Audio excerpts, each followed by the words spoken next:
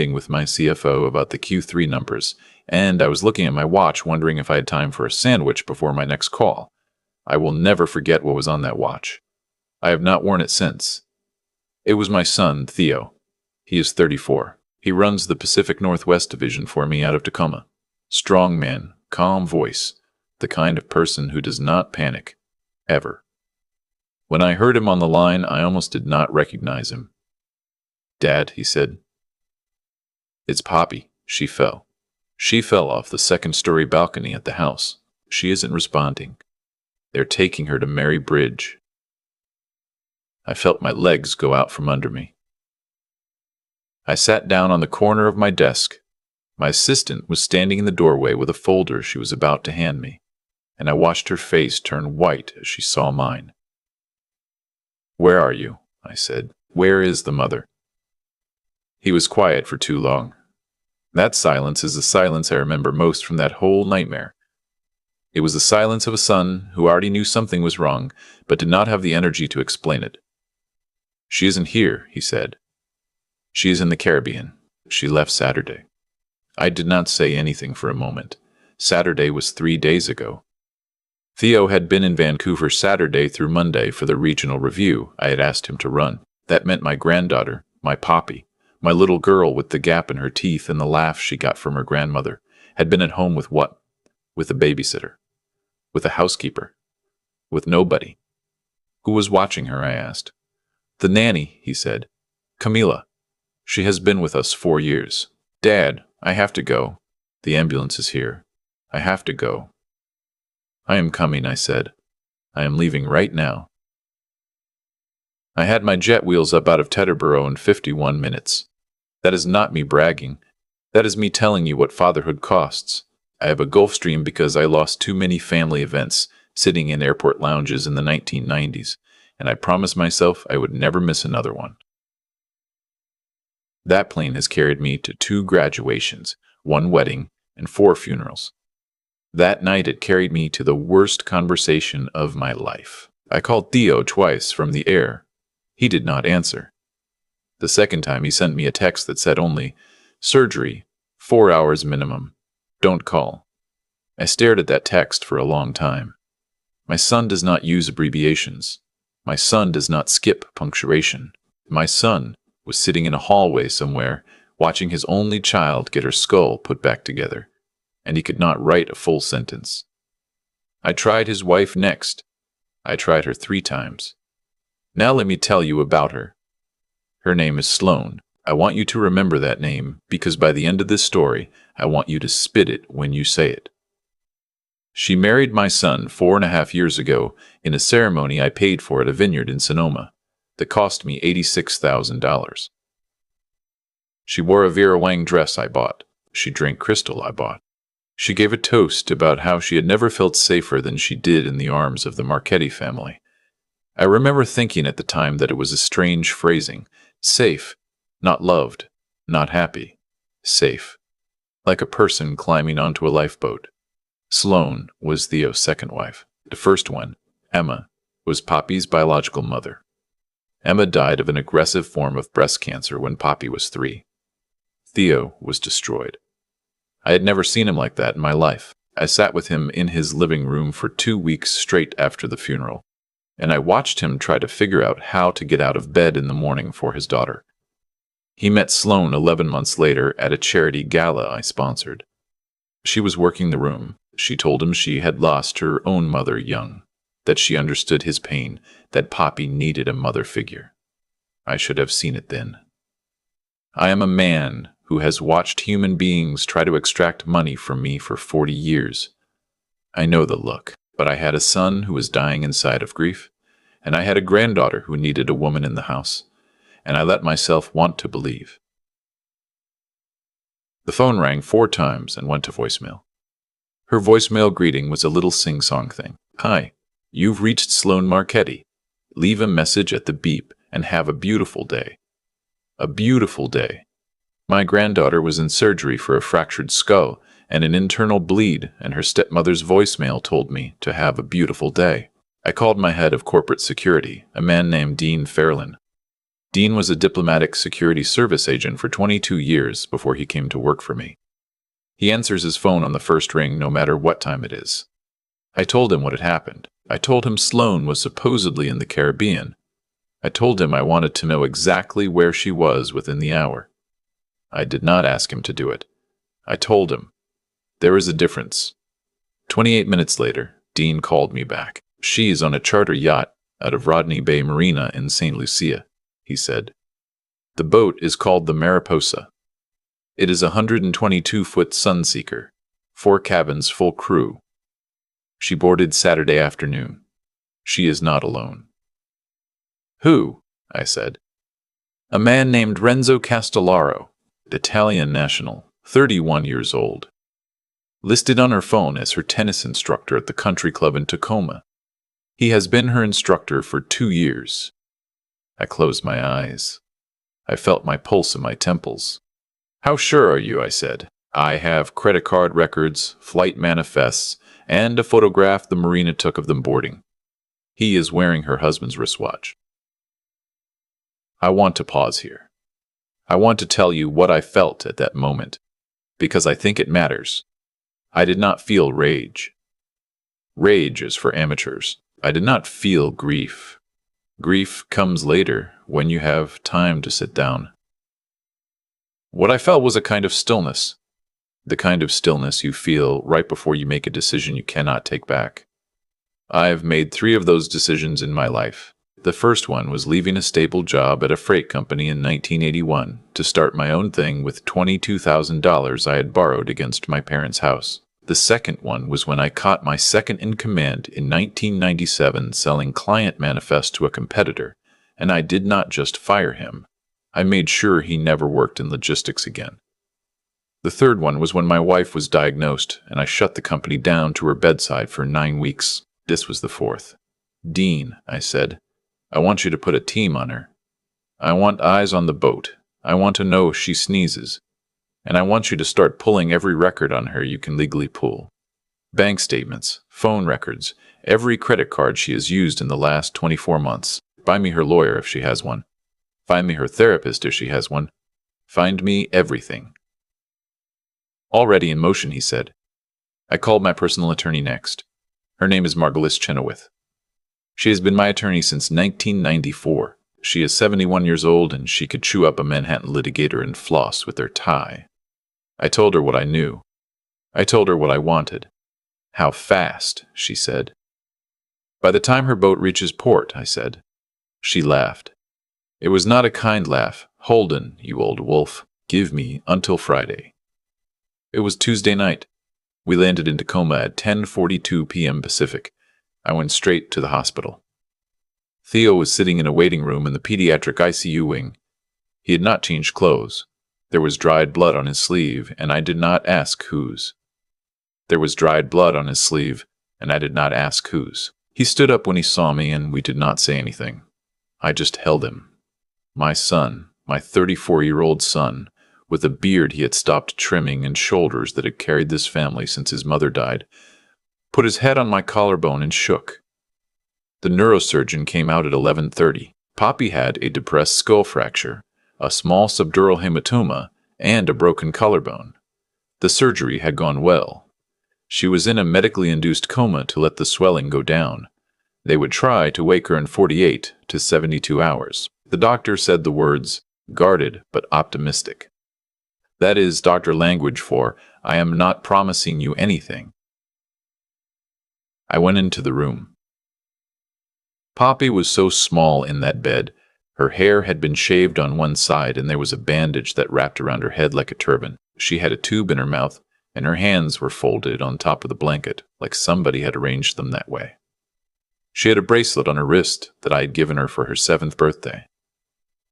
It was a thin gold chain with a charm shaped like a hummingbird. She had wanted a hummingbird because her grandmother used to grow trumpet vines in the backyard to bring them in. And I had told her that her grandmother used to call her my little hummingbird before she was even born. I sat down next to her bed. Theo went to get coffee. I held her tiny hand, and I made her a promise. The woman who left you alone, I said. I am going to take everything she ever wanted, and I am going to make her watch. I went out to the hallway to make calls. The nanny, Camila, had been let go on Saturday morning. Sloane had told her she was no longer needed for the week because Theo's mother was coming to stay. There is no Theo's mother.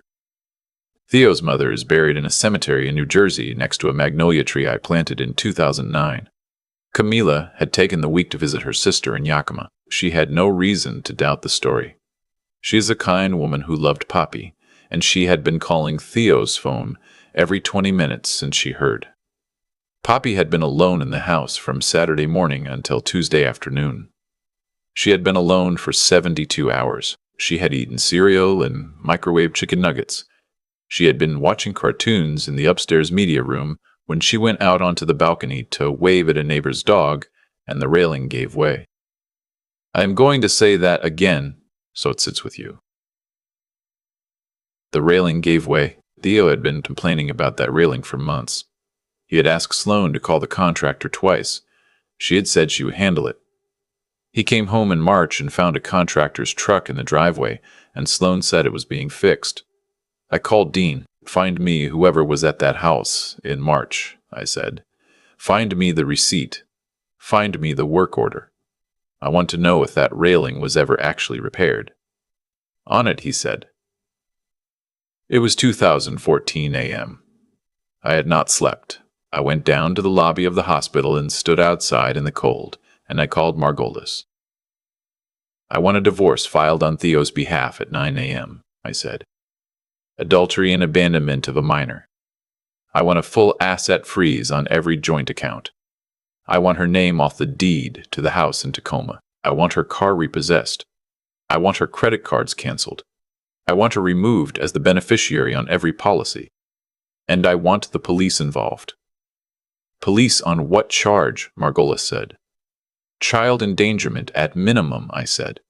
She left a 7-year-old child alone in a house for 3 days. There's a railing in that house that may or may not have been deliberately not fixed.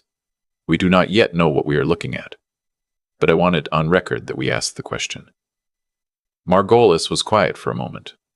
Holden, she said, if that railing was tampered with. I know, I said. You need to be careful, she said. Don't say it out loud yet. Let the investigators say it. She was right. She is always right. That is why I pay her what I pay her. I went back upstairs. Theo was asleep in a chair next to Poppy's bed with his hand still in hers.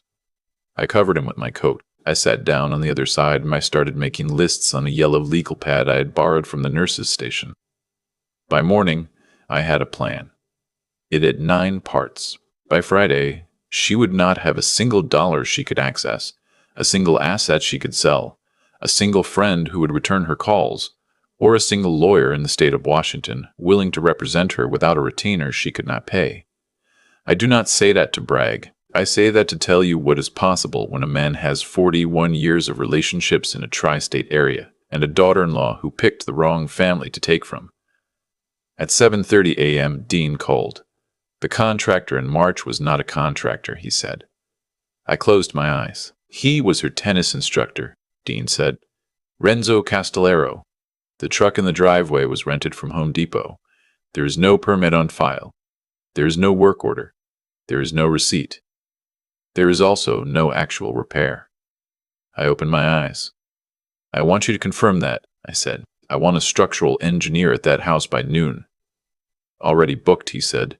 Send everything to Margolis the moment it lands. Yes. I hung up. I went to find Theo. He was awake now, drinking coffee out of a paper cup, staring at his daughter. I sat down across from him.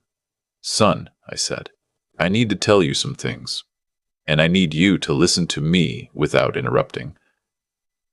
He looked at me. There was something in his eyes that told me he already half knew. A husband knows. Even when he refuses to admit he knows, he knows. I told him everything. The Caribbean, the boat, the tennis instructor, the 2-year affair, the fake repair. The lie about his mother. I watched my son's face go through every color a face can go through, and at the end of it he did not say anything. He just turned and looked at his daughter, and his jaw worked in a way I had not seen since the morning of Emma's funeral. "What do you want to do?" I said. "I will follow whatever you decide.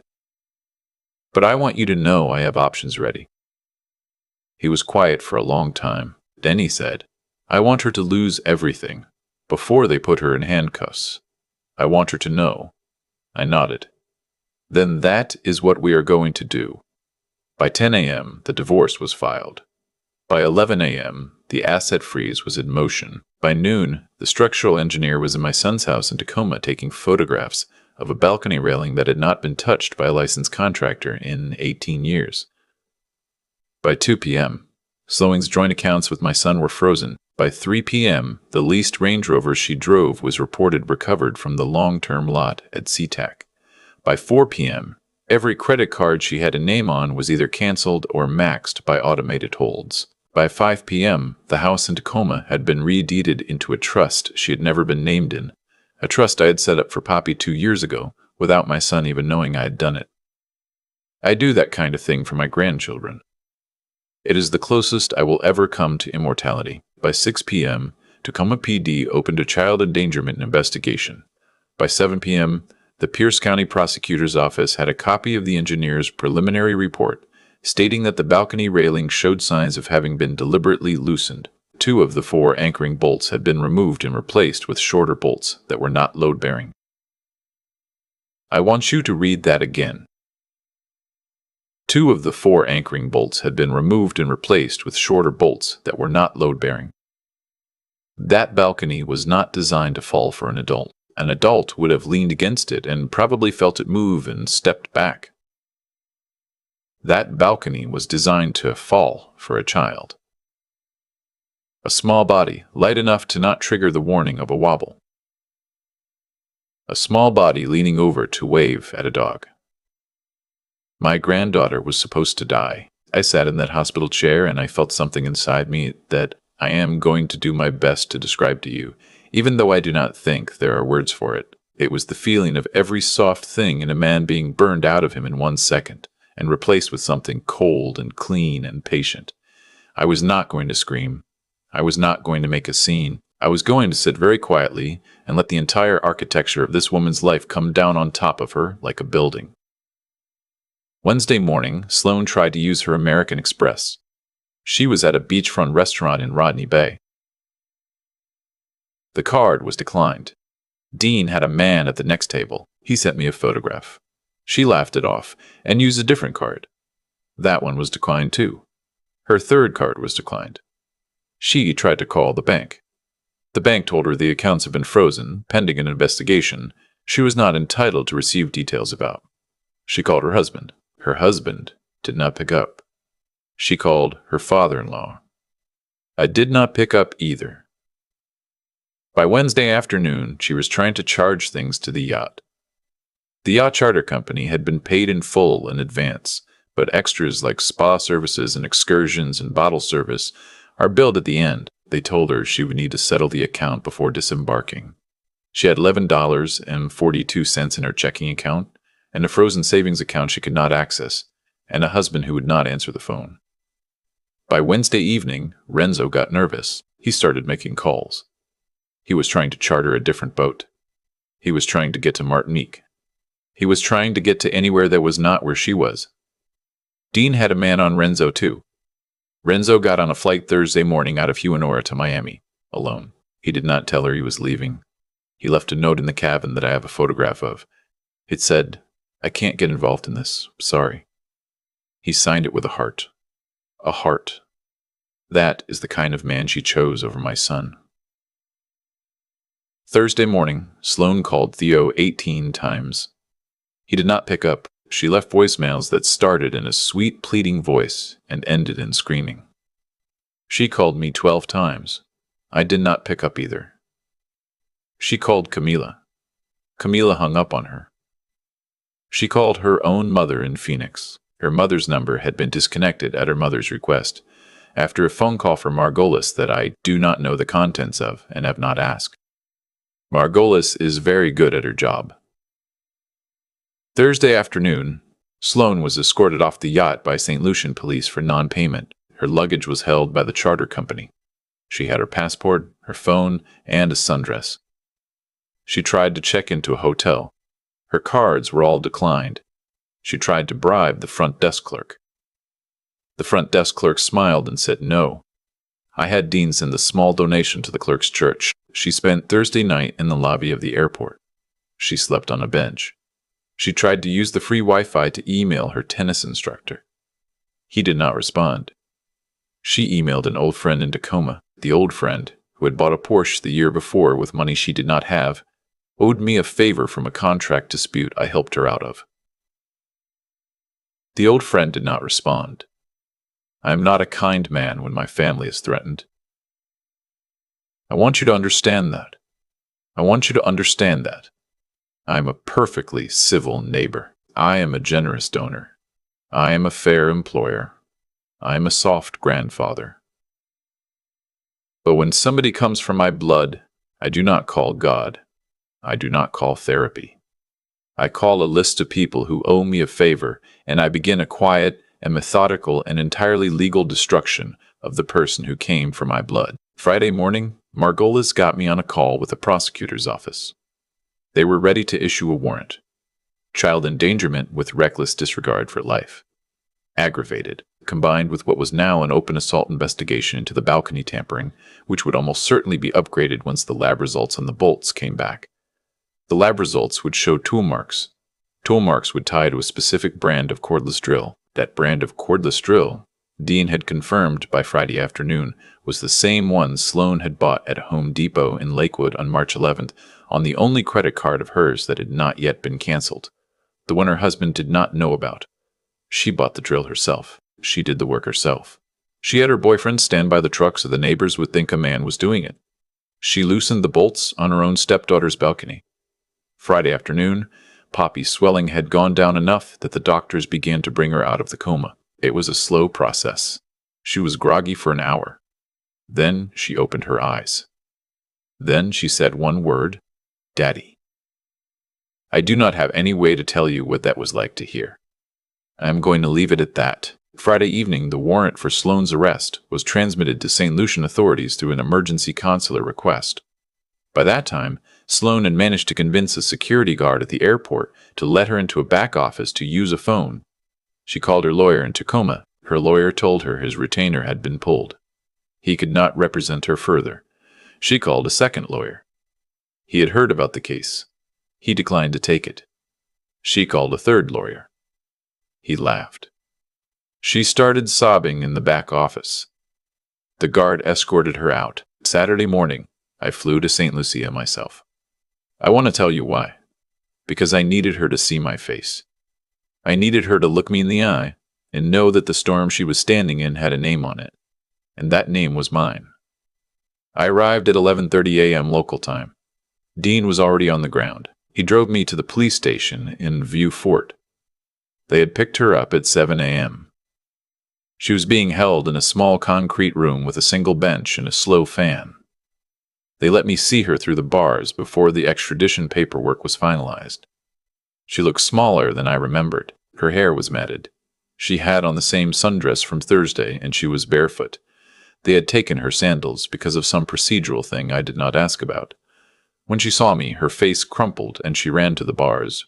Dad, she said, Holden, please, please. I don't know what's happening. There has been a mistake. I love Poppy. I love her like she was my own. I would never, please. I looked at her. I looked at the woman who had spent 4 years sitting at my dinner table, drinking my wine, kissing my son in front of me, holding my granddaughter on her lap. I have a photograph, I said, of the receipt. From Home Depot. For the drill. The cordless 18-volt with the green stripe. Her face did the thing. The thing with the lie underneath. The lie, only live, all collapses at once into the same flat, blank face. She did not even try. He made me, she whispered. Renzo made me do it. He told me if I didn't, he would tell Theo about us, and Theo would take everything, and I would have nothing. He said the only way out was, he said, Renzo, I said, is in Miami. He left you a note with a heart on it. She slid down the bars to the floor. You took everything, she said. Everything. I have nothing. You did that, I said. I just made sure the lights were on when it happened. I crouched down so I was on her level. I did this because I wanted her close enough to hear me without me raising my voice. You wanted my granddaughter dead, I said, because you thought my son would inherit a trust that you would then take from him in a divorce. You did not know that the trust is not in my son's name. You did not know that the trust is in Poppy's name. If she had died, you would have inherited nothing. $16 million would have gone to a children's hospital in Seattle in her name. You did this for nothing. You killed a railing for nothing. You spread your legs for a man who left you a note with a heart for nothing. You are not just a monster. You are a bad investor. She made a sound I am not going to repeat. It was not a human sound. I stood up. I am going home now, I said. My granddaughter just woke up. She is going to want her grandfather. She is not going to ask about you. Not today. Not ever. I am going to make sure of that. I turned around and I walked out. She was extradited 2 weeks later.